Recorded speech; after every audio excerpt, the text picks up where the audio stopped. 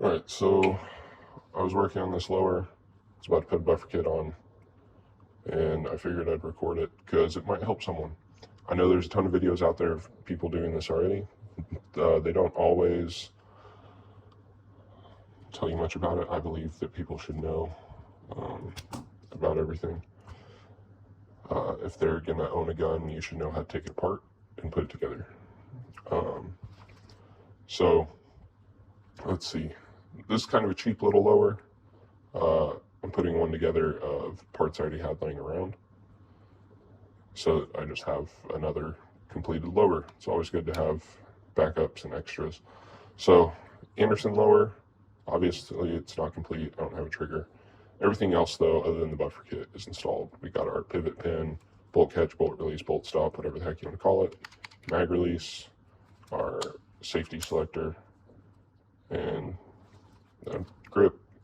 If you end up buying a buffer kit, you'll end up getting the buffer tube, the castle nut, the receiver plate, the buffer spring, and the buffer assembly. But generally, if you buy a buffer kit, those are the 5 pieces you get. Because the other 5 pieces you need, right here, we've got the retention spring, retention pin or retention detent, whatever you want to call it, the takedown pin, takedown spring, takedown detent. Those normally come in a lower parts kit. You can buy them all separate if you want, but again, lower parts kit, I had these laying around still. So there you go. Now, 100% recommend get a vise block. This stuff might seem scary. It might seem scary to put some money into an AR that you have to build and you've never done it before. It's much easier than you think. The most difficult part is these tiny little springs and these tiny little pins. Stuff you will need though, you don't really need one of these, but I do recommend some sort of rag, non-marring rag. This is like a microfiber work cloth type thing. Obviously it's been through a lot. But you will need, I recommend, some sort of armorer's wrench. Here's a Magpul one. It doesn't really play very friendly with my torque wrench. This one does a bit better, a little wheeler. So for this, we'll just need this end, little castle nut end. Then we also need a torque wrench. First thing, buffer tube. Go ahead and put your castle nut, large teeth facing back. I just already did it because it takes a little bit. It's kind of slow going. And then you take your receiver back plate, lock, whatever the heck you want to call it, and you want the sticky out part facing the front. Now it does have a tooth. That's how it kind of lines up and you get a nice alignment without having to try hard. And then we just hold that back and we start screwing in. Yay! Now there's 2 additional pieces we're gonna have to do that are really annoying. They'll be alright. So this is the process that I like to do. I get it kind of all the way up to the hole. Can't really see it, sorry. Here, let's do this. There we go. I kind of get it all the way up to the hole. You'll notice on some it's a bit more obvious, this one not so much, but the bottom portion right here of the buffer tube kind of tapers out a little bit. You can see it kind of next to the hole. You'll see right there, right next to the hole, it kind of tapers out a little bit. Some of them taper out really far, some have like a little notch in the middle that kind of sits over the retention pin a bit more. And yeah, they're all slightly different, but the way I do it, get it close to that, and then we put in all the retention stuff. So, retention spring first, just drop it in the hole, then retention pin, put it over the spring, drop it in the hole, and then we just turn. So I'll get that on there. It's about 2 turns after that. Alright, so now that we've got that to this point, the next part, it's just easiest to take this thing off for a little bit.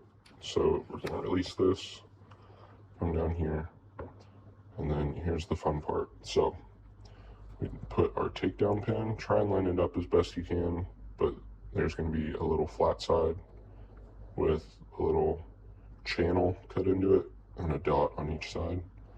This is going to go in, if you're looking at it from kind of this direction, should be the right if you're holding it properly. Then it goes in right to left, just like that. And just pop that guy right in there. So then we hold that receiver plate back. The castle nut is still all the way back.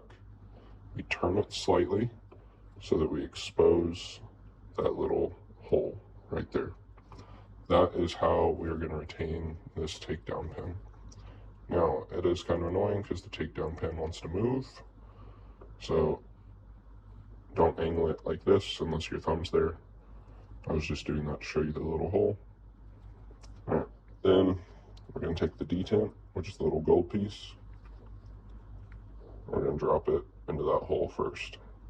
Then take the little spring, drop it in the hole.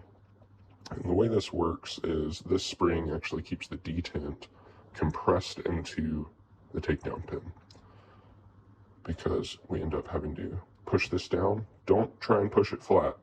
You're just going to create a headache for yourself.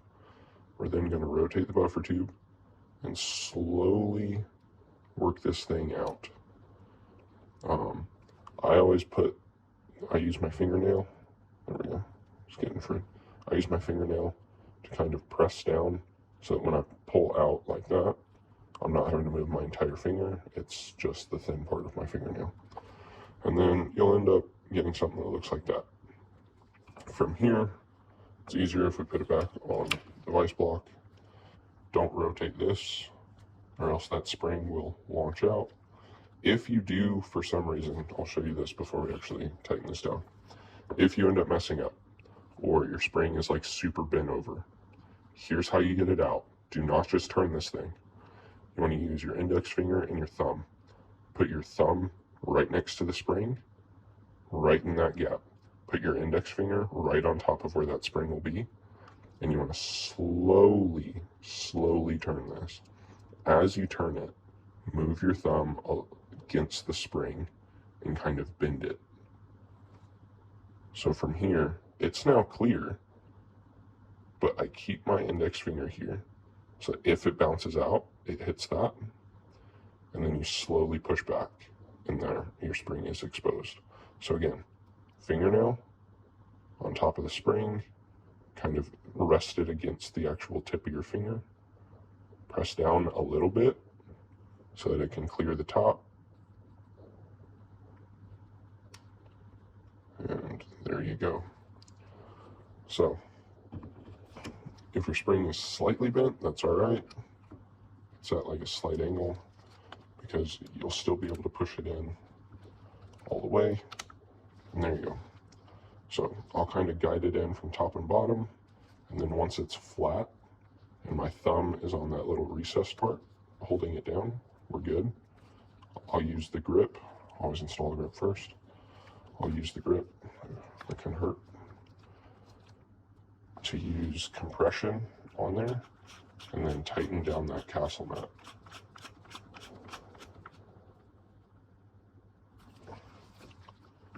There you go. And now, because of all of the recesses and the little teeth and whatnot, oh, there it is. That is pretty freaking on point. They make it really easy by putting all that stuff in to get it working right. So, what's next? Everything's working now, right? Well, that's not rotating. We want to make sure that this fully functions. Kind of pop it out, give it a little wiggle. It should pop in place if it's not. And then you shouldn't actually be able to pull it out. You should hear the pin drop into that second recess hole. And then the tip of all of these detents are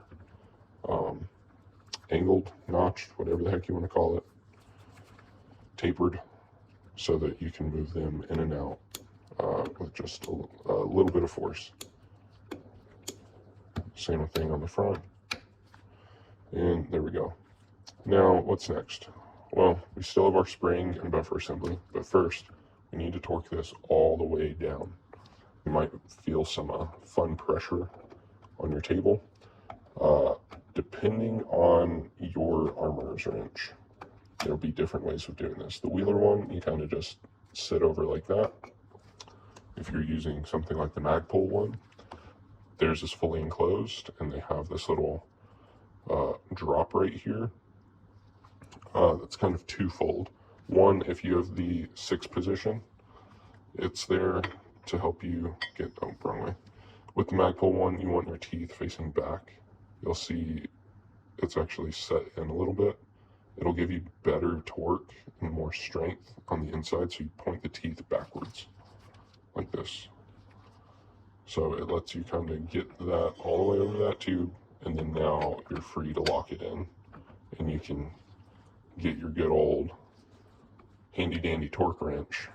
Don't put it in that one, put it in the square that's farther down, and then you just slide it out. So I don't have the attachment here that works on my Magpul one, so we'll be using the Wheeler one. I prefer the Magpul one for the castle nut part. So here we go. This is where it gets a little weird on this vise. So I'll kind of get it there, and then give it a little bit more than hand tight. And then we'll take our torque wrench. And first, some of these have Newton meters. Oh, here we go. Some of these have Newton meters and foot-pound charts. There we go. So we want to look at the foot-pounds. We want to make sure that it's on 40, which it is. There's 50, 45. It's on the line for 40. So locked in. Yeehaw. Gonna have to move back a little bit so that I don't screw this up with this camera right here. Be a little goofy, and that's all right.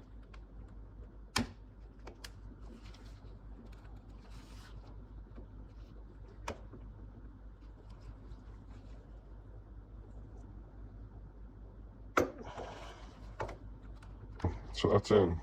Now, time to actually put the spring in. You don't have to really worry about that retention pin for this. It kind of just fits over a little bit. But you just feed that little joker in, then you keep pushing this to press the spring, and then there we go.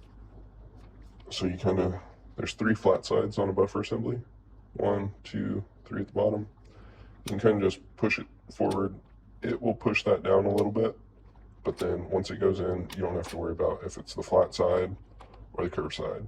Sometimes, just to make sure, I'll turn it once it's in there, so it's just got more surface area that's in contact with it. Because, I mean, after all, these are little, tiny little metal pieces. They can break with enough force. So there we go. That's it. That's the whole thing. The video is a little longer. I'll probably try and cut it a little bit. And yeah, you'll notice that that kind of leans forward at the top. That's okay, because when we end up putting an upper on top of it, it'll kind of push that in a little bit, more flush, because the bolt carrier group will sit right against that. And there you go. So if you liked it, let me know. If you want to see anything else, let me know. We can do a full lower build that probably can't go on YouTube, but I'm also going to be putting these on Rumble. Stay free, stay safe, and don't buy more than 1 gun in a week, or the ATF will probably come visit you.